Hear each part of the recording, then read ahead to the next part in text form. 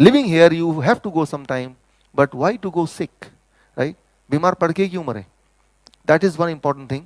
तो उस स्नेक को, डायग्नोस्टिक को बाहर फेंकिए और उसकी जगह ये लैडर पकड़िए। ये सबसे बड़ा लैडर है, सबसे बड़ी सीढ़ी है ये। This ladder is eat the whole food. ये सबसे इंपॉर्टेंट बात। अगर आप ये तीनों दिनों में से आप बोलेंगे मैं सिर्फ एक ही बात आपकी मानना चाहता हूं, तो वो ये सीढ़ी।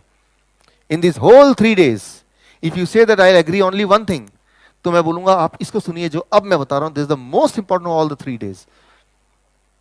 ये लैडर ये बोलता है कोई भी फल और कोई भी वेजिटेबल आप उसी फॉर्म में अगर खाते हैं जिस फॉर्म में नेचर ने उसको बनाया है, तो आपका बॉडी कोलैटरल आर्टरीज प्रोड्यूस करता है, right? Your body produces collateral arteries. So collateral arteries क्या है?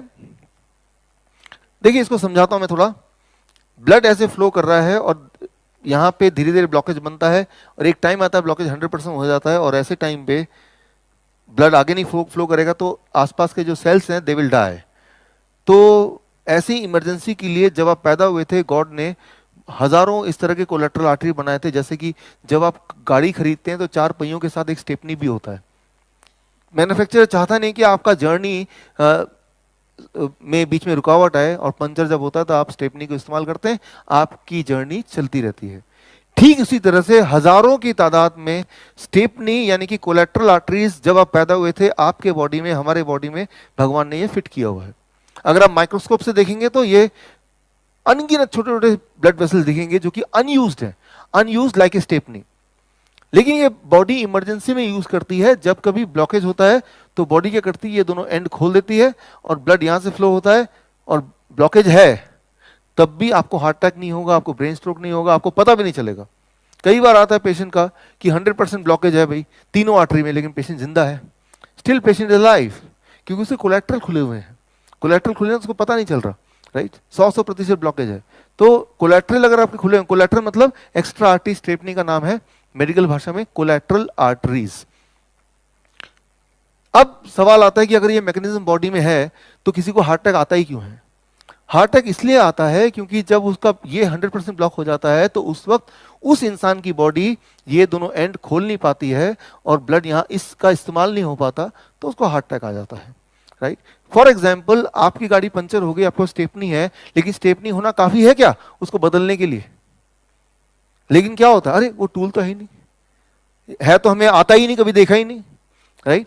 तो स्टेपनी होना पहला कंडीशन है, बट उसके साथ साथ वो स्किल होना और वो टूल्स होने जो स्टेपनी को बदलने में सहायता करेंगे वो भी इक्वली इंपॉर्टेंट है। ठीक इसी तरह से भगवान ने आपको स्टेपनी बना के भेज तो दिया, स्टेपनी आपकी बॉडी में डाल के, लेकिन ये स्टेपनी को खोलना, इसको यूज करना, उसके लिए टूल्स चाहिए। और 2 टूल है उसके।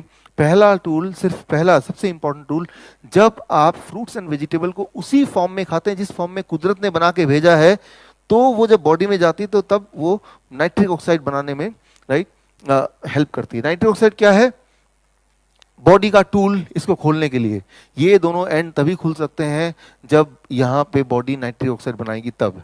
और नाइट्रिक ऑक्साइड बनाने के लिए क्या चाहिए आपको? नाइट्रिक ऑक्साइड बनाने का सिर्फ एक ही नियम है, खाने को उसी ढंग से खाओ जैसे नेचर ने प्रोड्यूस किया। That is called Nobel prize winning science, right? 1998 Nobel prize winning science है। तो ये यूं ही नहीं है, ये नोबेल प्राइज विनिंग साइंस है, तो आप इस पे थोड़ा और ज्यादा, राइट, इस पे रिसर्च कर सकते हैं, भरोसा कर सकते हैं।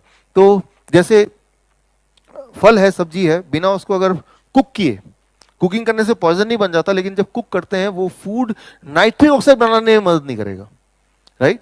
तो आपको नाइट्रिक ऑक्साइड बनाना है तो उसको अनकुक्ड ही लेना पड़ेगा, ओनली देन वो बनेगा, राइट? तो ये number 1। Number 2, combined with that exercise. जो लोग एक्सरसाइज करते हैं लगभग 30-40 मिनट्स एवरी डे, तो उनके बॉडी में क्या होता है, पहले से ही आर्टरीज खुले रहते हैं, ऑलरेडी ओपन। तो कभी हार्ट अटैक आएगा या बाकी आर्टरी ब्लॉक हो जाएंगे तो उस वक्त बॉडी को खोलने की जरूरत नहीं पड़ेगी, बिकॉज वो पहले से खुला हुआ है, राइट?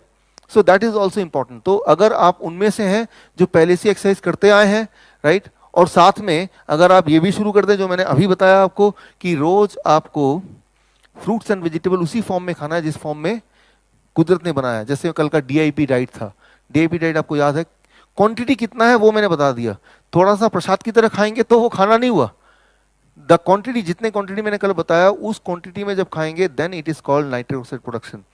इसके लिए एक छोटा सा रूल आप देखिए, हार्ट, हार्ट का साइज कितना है, इतना साइज है, कितना ग्राम का है, करीब 250 ग्राम, 2 सेब के बराबर, राइट। और हार्ट का काम क्या है, देखिए आपने ये, यू राइट, आपने ये सीखा है बचपन से कि हार्ट क्या करता है, उसका एक काम है ब्लड को सर्कुलेट करना पूरी बॉडी में, आर्टरीज में, ब्लड वेसल्स में, कैपिलरीज में, वेन्स में, यही सीखा आपने। और ब्लड वेसल्स कितने लंबे होते हैं बताया था मैंने कल, 1 लाख किलोमीटर। यहाँ इंजीनियर्स हैं कोई, इंजीनियर स्टूडेंट या है, इंजीनियर स्टूडेंट आप बनाए, 1 लाख किलोमीटर तक अगर ब्लड को पंप करना हो, राइट, और कई सारे कैपिलरीज इतने छोटे होते हैं उनका डायमीटर, जो ब्लड के सेल से के डायमीटर से छोटा capillaries, getting the point, right. Pipe छोटा लेकिन उसके अंदर जो ब्लड सेल्स हैं वो बड़ा, तो कितना पुश करना पड़ेगा, राइट। और कितना लंबा, 1 लाख किलोमीटर, और कब तक, लगातार, सालों साल, राइट। उसके लिए मशीन का साइज कितना है, इतना सा। साइंस में, इंजीनियरिंग में क्या लगता है लॉजिकली पॉसिबल है, इतना छोटा सा मशीन, अगर इसको मशीन माने, पंप माने, और इतना लंबा धक्का देके ब्लड को वो लगातार सर्कुलेट कर रहा है, क्या ये लगता है कि ये थोड़ा सा अजीब सा नहीं लग रहा, राइट।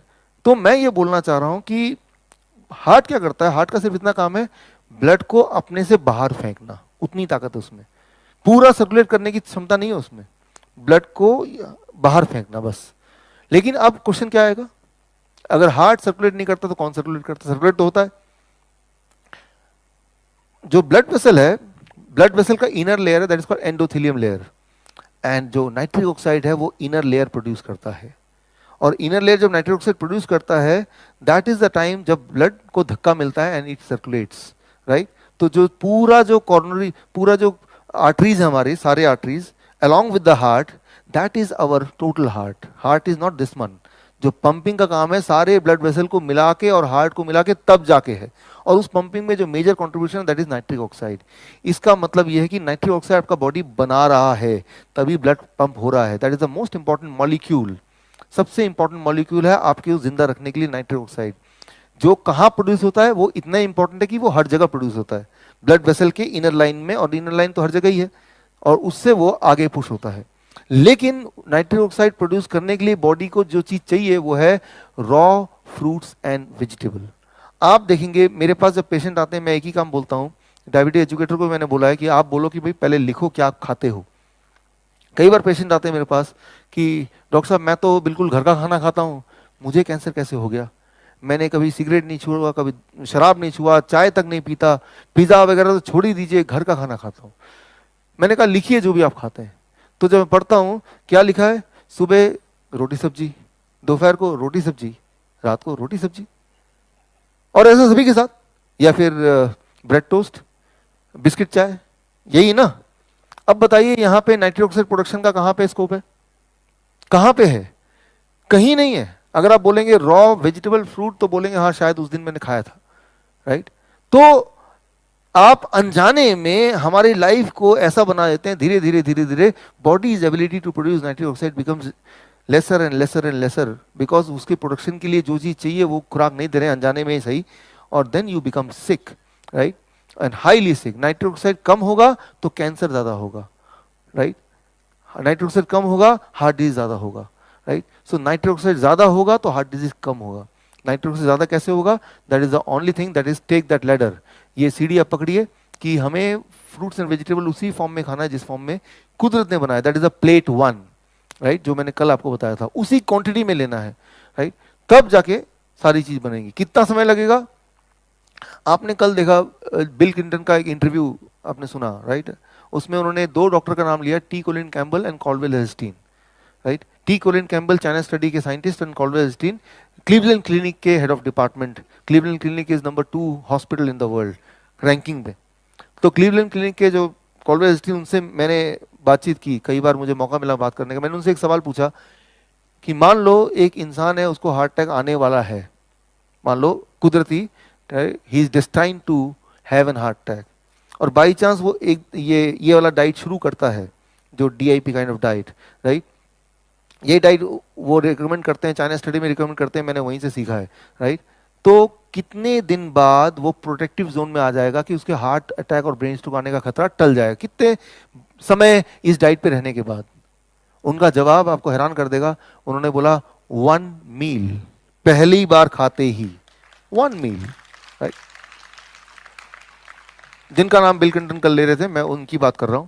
पहली मील में इतनी ताकत है इसमें, खाने में, राइट।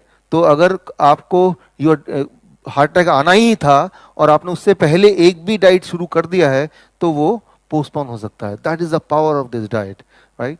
1 मील। हार्ट डिजीज को बनाने में सालों साल लग गए होंगे, लेकिन उसको ठीक करने में कुछ दिन की जरूरत है। आपको खुद ही पता चल जाएगा कि आपके एंजाइना, पेन, वो सब चीज़ें एकदम आपको दिखेगा कुछ दिनों के अंदर वो कम होता जा रहा है, क्योंकि वो फील होगा आपको कम हो रहा है। आप देखेंगे कि आप ज़्यादा एनर्जेटिक फील कर रहे हैं। तो द मोमेंट यू स्टार्ट, तो मैं यही बोलता हूँ कि ये लेटर बहुत ही स्ट्रॉन्ग लेटर है। इसमें महीनों, हफ्तों में नहीं, दिनों में, राइट, पहले मील से इसका फायदा दिखता है। That is out. और उन्होंने जो बोला फर्स्ट मील, ये प्रूवन है। ये चाइना स्टडी के पूरा जो साइंटिफिक लिटरेचर उसमें ऑलरेडी है।